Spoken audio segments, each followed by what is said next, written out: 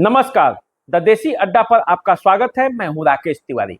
देखिए, सिवान से हिना साहब, पूर्णिया से पप्पू यादव और नवादा से राजबल्लभ यादव आरजेडी के लिए गले की हड्डी बन गए हैं। इन्हें न निगलते बन रहा है न उगलते।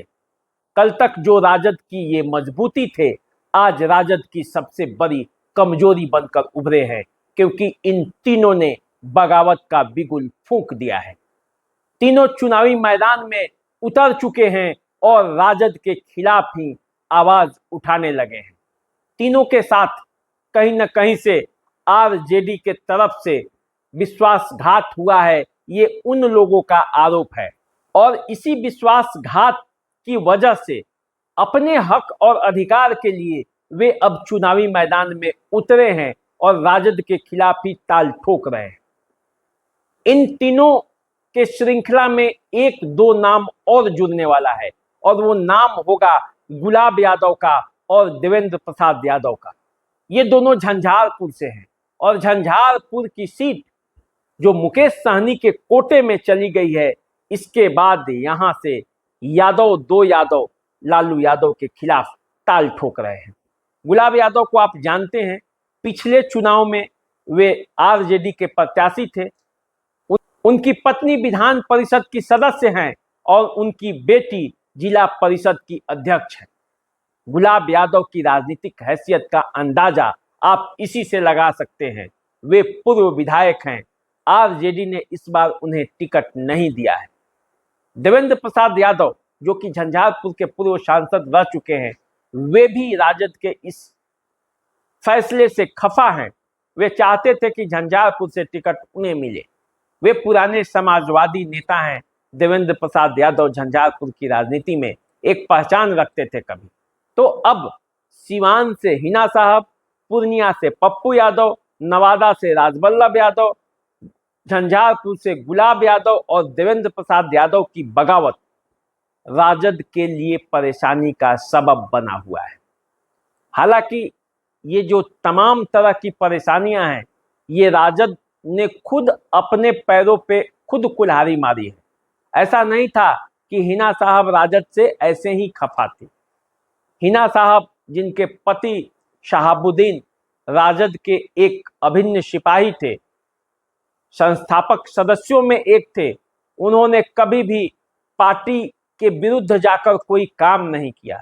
पार्टी को वे अपनी मां मानते थे और राजद के लिए उन्होंने खून पसीना एक किया। जब भी पार्टी को शहाबुद्दीन की जरूरत होती थी, शहाबुद्दीन वहां खड़े रहते थे। लेकिन जब शहाबुद्दीन के परिवार को पार्टी की जरूरत पड़ी तो पार्टी वहां नहीं खड़ा हुआ। सबसे जो इसमें परिवार के लोग मानते हैं, जब शहाबुद्दीन की मौत दिल्ली में हो गई थी कोरोना के दरमियान, तब तेजस्वी यादव ने कोई वैसा अपना प्रयास नहीं लगाया जिससे कि 100 सीमान तक आ पाए।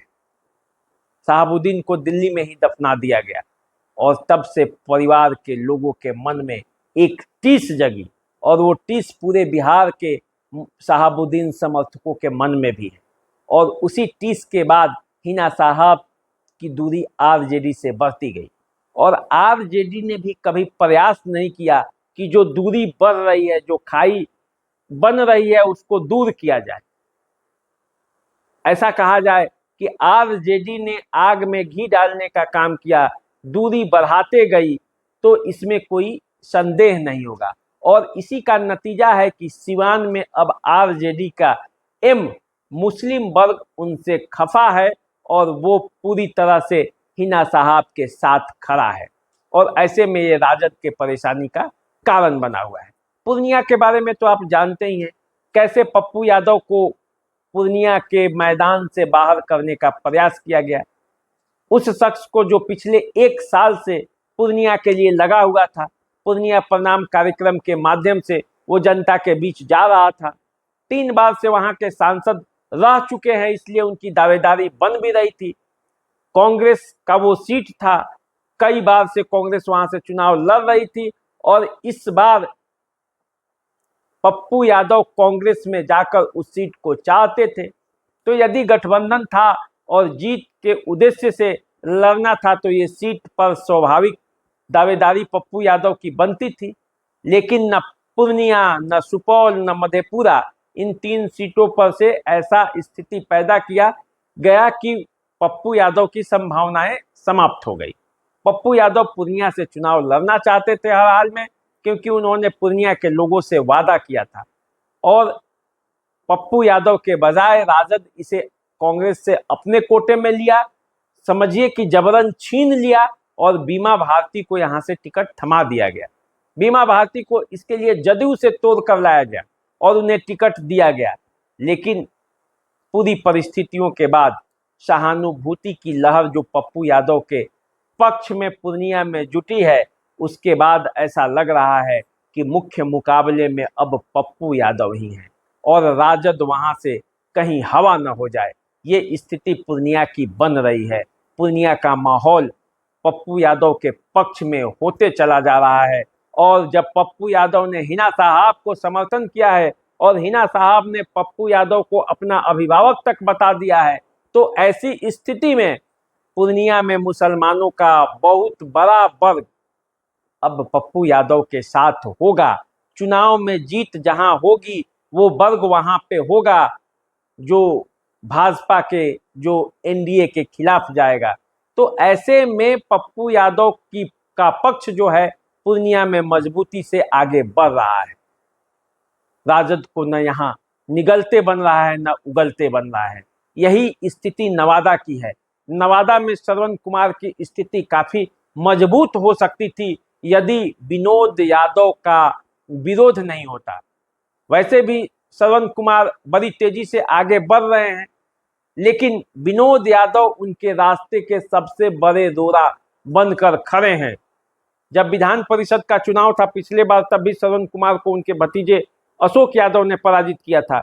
अब जब एमपी का टिकट मिला है तो फिर दोनों परिवार आमने सामने है। श्रवण कुशवाहा के सामने विनोद यादव रोड़ा की तरह खड़े हैं, राजबल्लभ यादव उनके लिए कांटे रास्ते में बिछाए जा रहे हैं। तो राजद की मुश्किलों को बढ़ा रहे हैं राजबल्लभ यादव। अब झंझारपुर का सीट जो मुकेश सहनी को दे दिया गया, मुकेश सहनी के लिए भी ये राह आसान नहीं होगा, क्योंकि वहां 2 यादव उनके खिलाफ खड़े मिलेंगे। एक तो गुलाब यादव जो यहां से चुनाव लड़ना चाहते थे, लेकिन उन्हें टिकट नहीं मिला है।